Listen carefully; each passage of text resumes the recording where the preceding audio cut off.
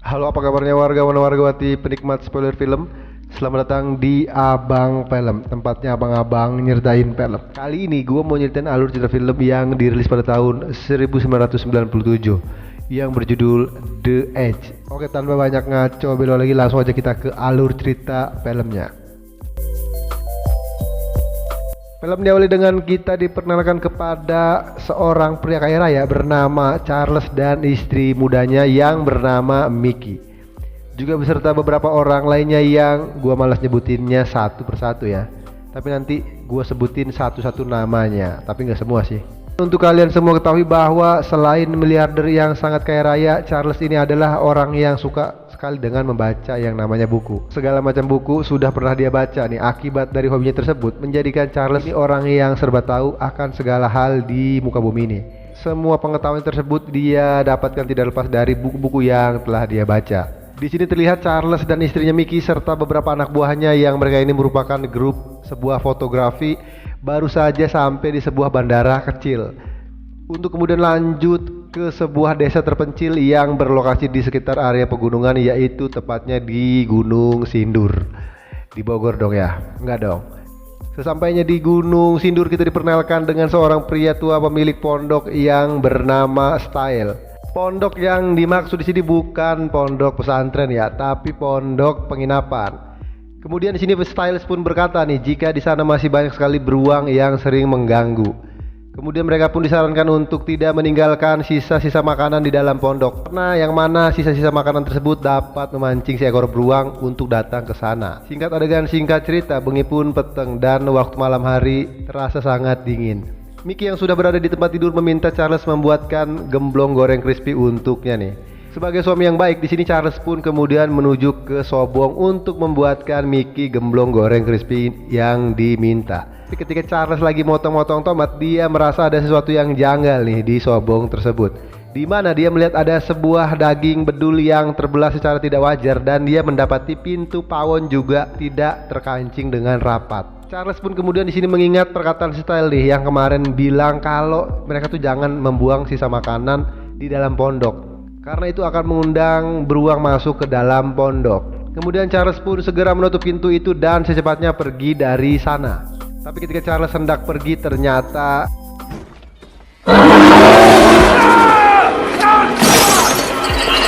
Charles pun seketika dibuat ngejumbul oleh temannya yang bernama Bob dengan menggunakan kostum badut bermotif beruang. Ya, kenalkan, ini dia Bob, temannya si Charles nih. Ternyata di sini si Charles sedang diprank oleh teman-temannya karena hari itu adalah hari ulang tahunnya Charles. Kemudian Mickey sang istri pun memberi hadiah berupa jam saku kepada si Charles nih. Di sini terlihat Bob juga memberi hadiah berupa pisau lipat kepada Charles. Adegan berlanjut keesokan paginya, mereka pun memulai sesi pemotretan. Ternyata Mickey adalah seorang fotomodel yang lumayan viral ya waktu itu. Dimana terlihat juga di sini Mickey sedang dijepret-jepret oleh si Bob yang adalah seorang fotografer. Di sini juga terlihat Charles yang terlihat menaruh curiga nih kepada kedekatan antara Mickey dan Bob. Kemudian mereka pun mengalami sebuah masalah nih karena salah satu orang kru mereka yang bertugas membawa perlengkapan semir sepatu tidak bisa datang karena harus menghadiri acara sunatannya anak pejabat setempat. Ketika Bob sedang berdebat dengan temannya yang bernama Steve, lalu di sini Bob pun tertarik dengan foto seorang pria Indian yang terpajang di dalam pondok tersebut. Di mana pria di dalam foto tersebut tidak lain tidak bukan adalah temannya dari si pemilik pondok, yaitu Style. Kemudian Bob pun mendapat ide untuk menjadikan pria itu sebagai model untuk pemotretannya. Bob pun kemudian bertanya kepada Style nih, di manakah pria itu berada. Style pun memberitahu Bob jika pria itu berada 80 mil jauhnya dari tempat mereka sekarang berada. Dan pria itu tidak memiliki telepon ataupun radio.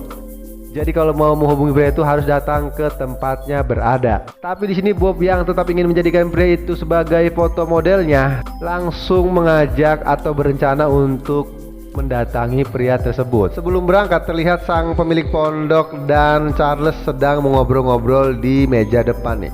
Di sini dia mengungkapkan rencananya untuk membangun danau tersebut agar menjadi tempat wisata yang viral. Kemudian sang pemilik pondok atau si Style menunjukkan sebuah gambar rancangan kepada Charles. Charles yang merasa diolok pun seketika menghentikan pembicaraan tersebut lalu segera masuk ke dalam pondok meninggalkan Style. Ya secara Charles ini kan orangnya pinter ya, jadi dia bisa bedain nih mana orang yang bener-bener ingin berteman dan mana orang yang cuma pengen ngolo duitnya doang. Lanjut kepada si Bob nih yang berencana untuk mencari pria Indian yang ada di dalam foto tadi nih. Di sini Bob juga mengajak Charles untuk pergi bersamanya. Di sini Bob bilang nih kalau mereka tuh cuma pergi sebentar doang dan bakalan kembali dalam waktu 2 jam aja. Hingga cerita Charles, Bob dan Steve beserta pilot pesawat pun OTW ke tempat orang India yang dimaksud tadi. Sampai di sana ternyata pria tersebut tidak ada di tempatnya dan ada pesan yang bilang kalau dia sedang berburu seekor beruang di tempat yang jauh. Yang kira-kira tempatnya dari situ berjarak 20 mil jauhnya. Kemudian di sini Bob pun berinisiatif untuk menyusul pria tersebut dan mereka bertiga pun sepakat untuk mencarinya. Ketika sedang dalam perjalanan, tiba-tiba pesawat yang mereka tumpangi menabrak sekumpulan burung blekok yang sedang OTW nih. Oh fuck, hold on! Oh shit! Insiden itu pun membuat pesawat yang mereka tumpangi harus mengalami kerusakan parah dan membuat pesawat tersebut ngedebur ke dalam air danau yang cukup dingin.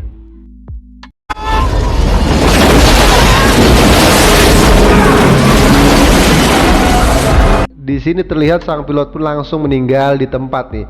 Sementara Bob berhasil keluar dari badan pesawat yang sudah mulai tenggelam. Kemudian disusul juga dengan si Charles yang juga berhasil menyelamatkan Steve yang pingsan. Dan Charles juga sempat membawa tas yang berisi beberapa suar untuk mereka gunakan saat meminta pertolongan. Mereka pun kemudian berenang ke pinggir danau. Di sini Charles langsung memberikan napas buatan kepada Steve yang belum sadar juga nih.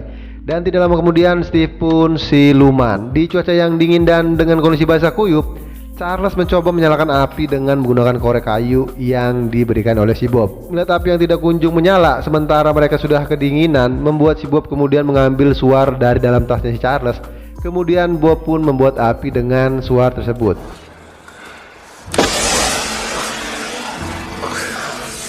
Di sini Charles sempat bilang nih sama si Bob nih kalau suar tersebut akan mereka butuhkan untuk memberi tanda kepada tim Basarnas yang akan mencari keberadaan mereka. Tapi Bob tetap aja nih menyalakan dan membuat api unggun dengan suar tersebut. Adegan pun berlanjut keesokan harinya. Terlihat di sini Charles yang mendapat ide untuk membuat sebuah kompas dengan menggunakan sebuah kawat yang ia gosok di bajunya dan juga selembar daun yang dia letakkan ke dalam seonggok potongan pohon yang di dalamnya terdapat genangan air. Usaha tersebut pun akhirnya membuahkan hasil dan Charles yakin betul nih jika kompas buatannya itu sudah menentukan arah yang benar. Akhirnya Charles pun mengarahkan mereka untuk pergi ke selatan. Ketika dalam perjalanan Charles dan Bob terlibat pembicaraan yang cukup serius. Yang intinya dalam pembicaraan tersebut Charles menaruh curiga terhadap hubungan Bob dan Mickey nih. Di sini Bob pun berusaha untuk meyakinkan Charles nih kalau antara dirinya dan Mickey hanya sebatas rekan kerja aja, nggak ada yang lebih. Ketika Bob dan Charles lagi ngobrol-ngobrol, tiba-tiba Steve mendengar ada suara seekor hewan buas di sekitar sana. Bener aja nih, ternyata ada seekor beruang yang sangat besar sedang menuju ke arah mereka bertiga. Dan mereka pun kabur.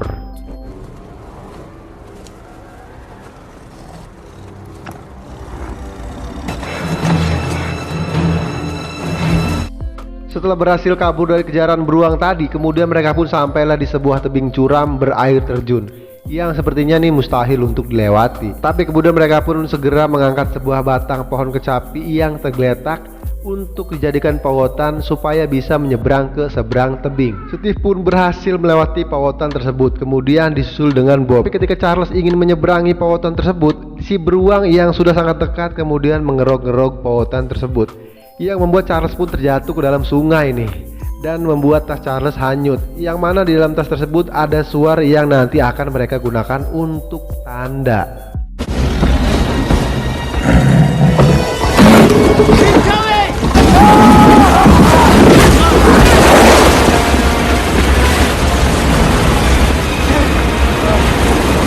Karena tidak berhasil mendapatkan mangsanya, kemudian beruang tersebut langsung pergi. Singkat adegan singkat cerita, setelah berhasil selamat dari uburan beruang yang gagal mukbang mereka pun kemudian melanjutkan perjalanan. Dan betapa ngejelengutnya mereka bertiga ketika mengetahui nih kalau mereka ternyata balik lagi ke tempat awal mereka berada kemarin. Di sini Steve pun marah-marah dan panik nih karena merasa mereka ini dalam situasi yang gawat.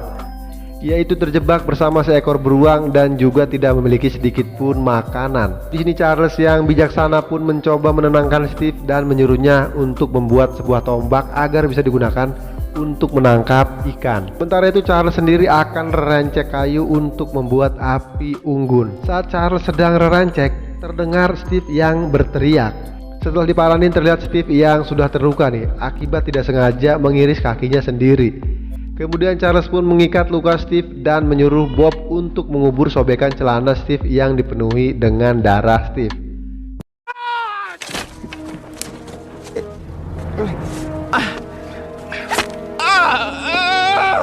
Bengi pun peteng, di tengah hujan gemericik dan petir geludug, Charles pun di sini melihat sobekan celana Steve yang tadi berlumuran darah nyangsang di atas dahan pohon angsana.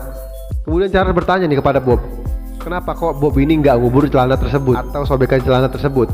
Di sini Bob pun malah bilang nih, emang apa bedanya dikubur sama disangsangin di atas pohon? Charles yang merasa kesal pun bilang nih kalau bau darah yang ada pada sobekan celana tersebut akan tercium lewat udara oleh si beruang. Dan bener aja nih, ketika Charles dan Bob lagi debat kusir, tiba-tiba beruang itu ngejel-gedek dan langsung menerkam Steve yang sedang terluka.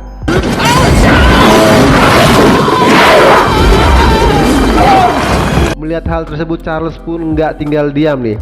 Charles pun kemudian mencoba mengusir beruang tersebut dengan menggunakan sebatang kayu yang disulut api atau yang biasa disebut odrog. Bukannya berhasil membuat beruang itu kabur, di sini Charles malah ngejeludak akibat auman dari si beruang.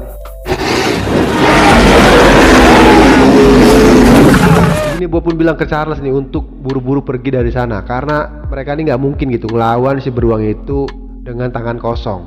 Dengan berat hati Charles pun akhirnya harus meninggalkan Steve yang tewas dan menjadi hidangan mukbang si beruang. Pagi pun tiba. Di sini Charles dan Bob yang pengen nyarap terlihat sedang menangkap seekor bajing dengan kalah cepat buatannya. Ketika berhasil menangkap itu bajing, tiba-tiba terdengar suara helikopter Basarnas yang sedang menyisir area tersebut. Charles dan Bob yang mengetahui hal tersebut pun langsung mengejar helikopter tersebut.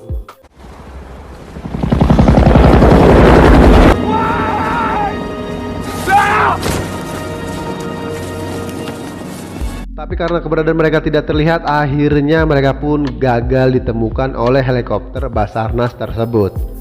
Singkat adegan singkat cerita berlanjut ketika Charles yang sedang mencoba menangkap ikan dengan pancing keceluknya.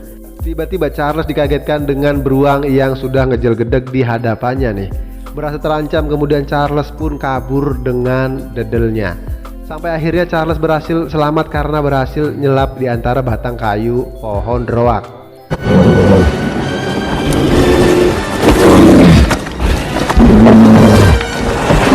Setelah berhasil lolos dari si beruang, Charles pun menghampiri Bob dan bilang kalau beruang itu terus-menerus mengikutinya karena beruang itu pembunuh manusia dan emang ngincer mereka nih. Karena sebentar lagi hari akan gelap, kemudian mereka pun segera membakar area sekitar untuk melindungi diri dari serangan beruang tadi.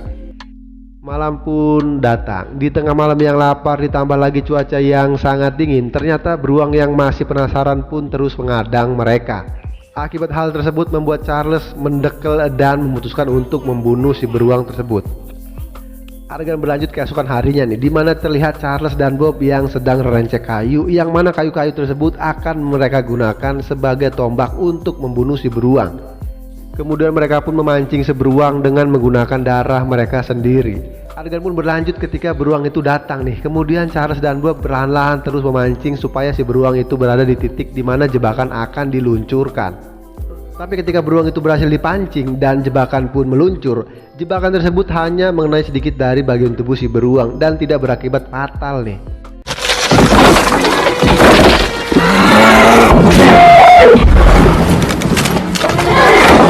Charles dan Bob pun kemudian segera kabur dan menuju ke sebuah kekalen, yang dimana kekalen tersebut tempat dimana jebakan kedua yang sudah mereka siapkan. Kemudian mereka pun menyerang beruang tersebut menggunakan tumbak yang terbuat dari pangwit droak. Tapi karena kulit beruang itu sangat tebal, membuat tombak mereka tidak bisa menancap di tubuh si beruang nih. Setelah bersusah payah berjibaku melawan si beruang, akhirnya Charles pun berhasil menusuk beruang tersebut yang membuat beruang itu ngegerok dan mati.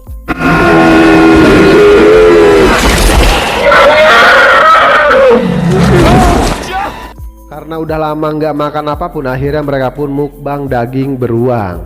Di sini terlihat nih, selain dagingnya dibadok, mereka juga mengambil kulit beruang tersebut untuk dijadikan jaket kulit. Ini jaket kalau dijual pasti mahal nih, jaket kulit beruang. Adegan lanjut ketika Charles dan Bob sampai di sebuah gubuk yang sudah lama ditinggalkan oleh pemiliknya.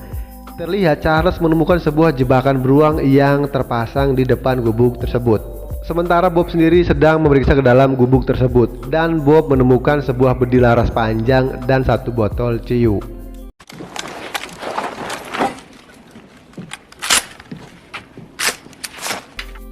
Kemudian Charles pun menemukan sebuah peta yang bisa menjadi petunjuk arah mereka untuk kembali pulang. Setelah mencari-cari, mereka pun akhirnya menemukan sebuah perahu yang masih bisa untuk mereka gunakan nih. Charles yang sudah haus pun ingin menyalakan api untuk membuat teh.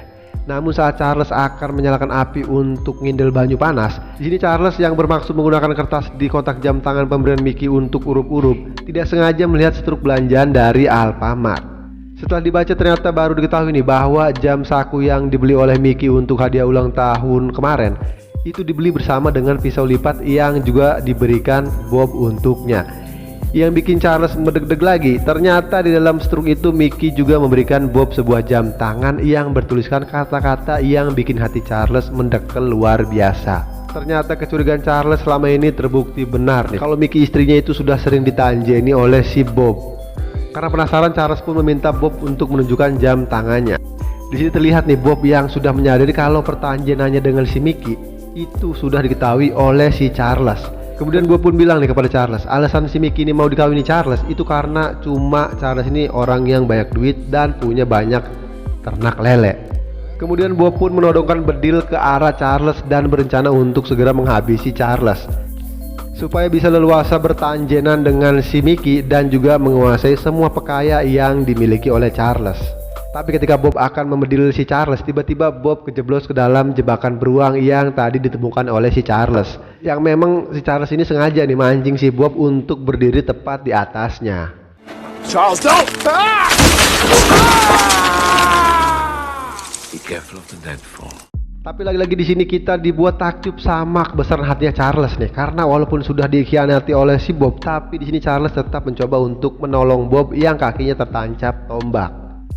Adegan berlanjut keesokan paginya, di mana Charles dan Bob kembali melanjutkan perjalanan dengan numpak perahu yang mereka temukan. Di perjalanan kondisi Bob terlihat sudah pungah-pangeh karena terlalu banyak mengeluarkan darah pas kejeblos kemarin. Ditambah lagi cuacanya yang sangat dingin membuat keadaan si Bob semakin parah. Melihat hal tersebut, kemudian Charles pun melipir ke pinggir untuk membuat api unggun agar bisa sedikit membuat hangat tubuhnya Bob. Tapi di sini terlihat kondisi Bob yang semakin menurun. Di saat-saat terakhirnya, si Bob pun mencoba untuk meminta maaf kepada Charles nih atas pertanjenannya dengan si Mickey. Tidak lama kemudian terdengarlah suara helikopter Basarnas yang sedang menyisir area tersebut. Mendengar hal tersebut, di sini pun Charles langsung memotel pang angsana untuk dibakar. Yang mana pang angsana tersebut dapat mengeluarkan asap tebal yang bisa terlihat oleh sopir helikopter Basarnas. Selain itu, Charles pun juga gegerowokan nih sekeras-kerasnya supaya helikopter tersebut dapat melihatnya. Hey! Over here! Usahanya pun tidak sia-sia. Helikopter Basarnas kemudian melihat mereka dan langsung ke tempat di mana Charles berada. Tapi ketika Charles nyelingok, ternyata Bob sudah ngegojot tak bernyawa.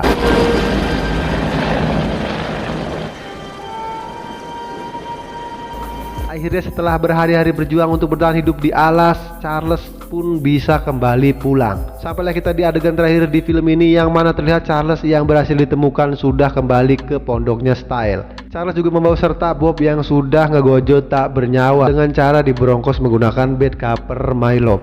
Kemudian juga terlihat nih sudah banyak wartawan dan wartawati yang sedang menunggu Charles. Secara kan Charles ini orang penting ya. Kemudian Charles pun langsung memeluk Mickey, dan tidak lupa juga Charles memberikan salam kepada Mickey, yaitu berupa jam tangan milik Bob yang Mickey berikan waktu dulu-dulu nih.